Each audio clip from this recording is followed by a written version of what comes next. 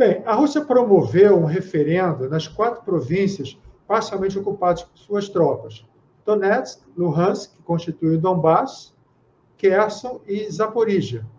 Em todas elas, o resultado foi de mais de 95% favorável à anexação pela Rússia. O ex-embaixador britânico Craig Murray, defensor da independência da Escócia e forte crítico da expansão da OTAN, considera que o referendo não seguiu nem de perto as recomendações internacionais para se promover esse tipo de consulta.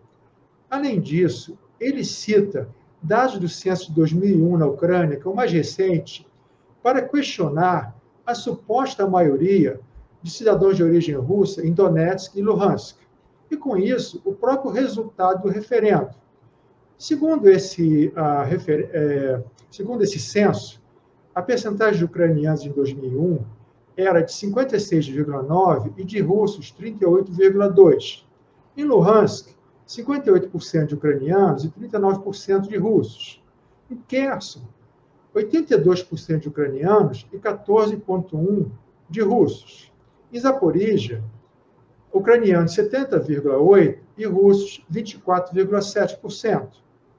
Ângelo, o referendo foi criticado em todo o Ocidente, mas eu não vi nenhuma outra referência a esses dados que contestam a existência de uma maioria expressiva de cidadãos de origem russa no Donbass. Pelo contrário, ao que tudo indica, a maioria seria de ucranianos.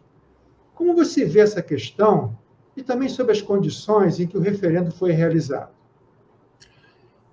Essa sua pergunta é muito interessante e ela tem várias esferas diferentes.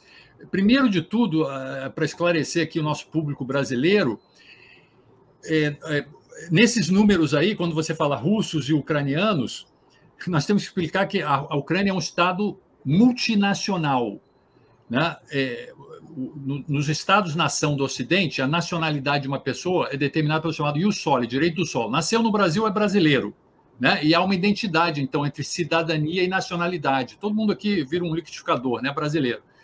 Nesses estados multinacionais, a nacionalidade não tem nada a ver com o local que a pessoa nasce e é determinada pelo chamado ius sanguinis, direito do sangue, ou seja, a sua nacionalidade é a nacionalidade do seu pai ou da sua mãe. Então, isso cria os chamados estados multinacionais. Eterniza as diferenças que aqui a gente chama de étnicas, mas que lá são chamadas de nacionais, são nacionalidades diferentes. É um estado com muitas nações diferentes. Então, essas pessoas que você citou, você falou russo, ucraniano, todos eles são ucranianos. Em russo e ucraniano tem 2 palavras para russo e ucraniano. Em russo, por exemplo, que é a língua que eu conheço mais, Rassianin, que é o cidadão da Rússia, qualquer um que nasce na Rússia. E Ruski é o russo étnico, aquele que é de pai ou mãe russa. Então, um checheno, por exemplo, ele é um Rassianin, um cidadão da Rússia como todos, mas ele não é Ruski, não é um russo étnico, ele é um checheno étnico. Né? Você tem um estado com mais de 100 nacionalidades lá dentro. Então, você falou russo, ucranianos ali, todos são ucranianos nesse sentido da cidadania. Né? Mas é cidadão ucraniano de diferentes nacionalidades. Né? Você pega, por exemplo, o presidente passado, Piotr Poroshenko, da Ucrânia, era um cidadão ucraniano de nacionalidade ucraniana, certo? Se você pegar o presidente atual, o Zelensky, ele não é um cidadão ucraniano de nacionalidade ucraniana. Ele é um cidadão ucraniano de nacionalidade judaica, que é uma outra, os judeus formam uma outra nacionalidade lá. Tem mais de 100 diferentes. Né? E o presidente que era até 2014, que foi derrubado, era um cidadão ucraniano de nacionalidade russa. Nós diríamos aqui de etnia russa, né? Mas esse nome etnia não dá a carga da seriedade da coisa. É um Estado com muitas nações diferentes. E aí, qual é a lealdade principal? É a sua cidadania ou a sua nação, a sua nacionalidade? As respostas variam. Existem cidadãos ucranianos de nacionalidade russa que, eu acho que são minoria, né? Que defendem mais a Ucrânia contra a Rússia, e uma grande maioria que são cidadãos ucranianos, mas se sentem mais ligados à nação russa. Né? Por isso que o Putin diz que ele se sente no direito e no dever de defender a nação russa onde quer que ela esteja, dentro ou fora da Rússia. O que complica, a gente não tem essa complicação aqui no Brasil, né? Então isso eterniza as diferenças étnicas e dá um complicador. E realmente, seus dados estão certos. É o único censo, é como no Brasil, né? Nós não tivemos censo em 2020, nós estamos fazendo análises, por exemplo, pesquisa de opinião com dados de 2010, que estão ultrapassados, né? Então, as pesquisas de opinião não estão batendo muito.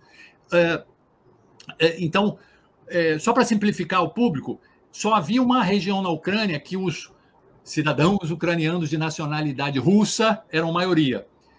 Era na Crimeia, era mais ou menos 58% da população. Nessas outras repúblicas separatistas havia muitos russos, mas eles nunca eram 50%. Né?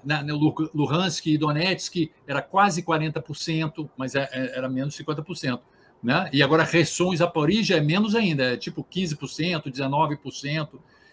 E agora, o problema é que de 2001 para cá, principalmente depois de 2014, houve muitos deslocamentos. Na guerra, então, agora houve muitos deslocamentos.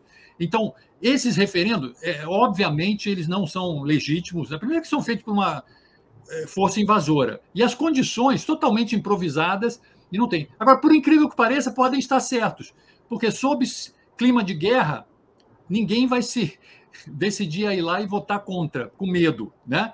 E, além disso, muitos ucranianos podem ter fugido, ou, mais complicado ainda, o Estado ucraniano disse para não votarem, boicotarem, os cidadãos ucranianos boicotarem o referendo. Então, quem votou, provavelmente a maioria era cidadão ucraniano de nacionalidade russa, né? E até pode ter sido verdadeiro esse 95%, né? Porque só ia votar lá, né, quem era a favor do referendo, porque os outros ou tinham medo ou também até obedecendo o boicote do governo central. Contribua para o canal da TV GGN através do Catarse em catarse.me/Jornal GGN ou da chave de Pix jornalggn@gmail.com, divulgar o programa nas redes sociais e dar os likes para aumentar a nossa visibilidade.